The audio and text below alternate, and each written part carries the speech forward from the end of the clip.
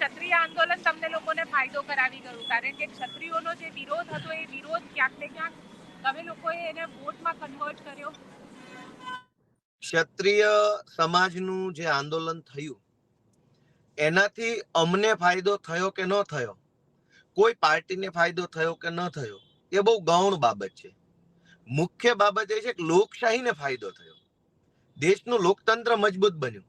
ભાજપ વાળા બહુ ફાટ્યા ફરતા હતા, પોલીસ નો ડર બતાવે, બુટલેગરોનો ડર બતાવે, ગુંડાઓનો ડર બતાવે, લુખ્ખા તત્વોનો ડર બતાવે, અને આખા ગુજરાતને વર્ષોથી ડરાવી અને ભાજપ વાળા દાદાગીરી કરતા હતા. આ પહેલી વખત એવું પડ્યું કે ક્ષત્રિય સમાજના આંદોલનના કારણે ભાજપના તમામ હથિયારો ટૂંકા પડ્યા. ક્ષત્રિય સમાજના આંદોલનના કારણે ભાજપની જે કાંઈ પણ ગુંડાઓની, બુટલેગરોની, 2 નંબરના રૂપિયાની પોલીસની શક્તિઓ કામમાં ન આવી. આના કારણે તો ચૂંટણી વ્યવસ્થિત યોજાણી, શાંતિપૂર્વક યોજાણી. નહીતર ભાજપના માણસો તો લુખ્ખાઓની જેમ ફરતા હોય છે મતદાનના દિવસે.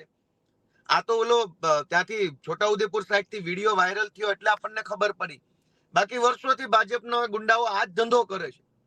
તો ક્ષત્રિય સમાજના આંદોલનથી ભાજપની ગુંડાગીરી માપમાં આવી ગઈ, ભાજપના લુખ્ખા વેડા બંધ થઈ ગયા, અને આ ચૂંટણીમાં ભાજપના કોઈ પણ ગુંડાઓ, લુખ્ખાઓ કે ગાભા મારવો એ સહેજે વાયડાઈ કરવાની કોશિશ નથી કરી. કેમ કે સામે ક્ષત્રિય સમાજ બૂથ ઉપર બેઠો હતો. તો ક્ષત્રિય સમાજના આંદોલનના કારણે આમ આદમી પાર્ટી કે કોંગ્રેસને ફાયદો થયો કે ન થયો એ તો બહુ નાનકડી એવી બાબત છે.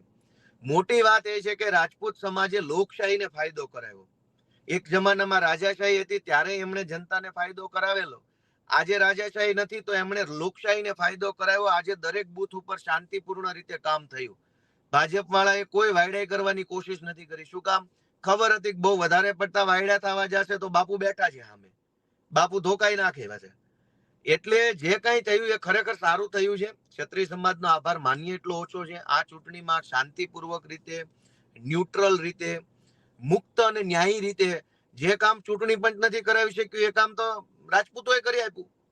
નહીં તો ચૂંટણી પંચ છે એ ઓલા દ્રૌપદી માતાના વસ્ત્રાહરણ કેમ દુશાસન ને બધી ધૃતરાષ્ટ્રની સભા જોઈ રહી હોય એમ એ તો લોકશાહીનું ચીરહરણ જોઈ રહે ચૂંટણી પંચ. બૂથોની અંદર બૂથ કેપ્ચરિંગ થાય, ગુંડાગીર્દી થાય, બૂથની બહાર બેફામ પ્રચાર થાય, પણ આ બધું જ બંધ કરાવી અને સારી ચૂંટણી કરાવવાનો શ્રેય રાજપૂત સમાજને જાય છે. લોકશાહીને ફાયદો કરાવવાનું કામ કર્યું છે. અમારો થયો ન થયો એ તો આ ચૂંટણી છે, બીજી ચૂંટણી, ચોથી ચૂંટણીઓ પછી ચૂંટણીઓ છે. લોકશાહી મહત્વની છે.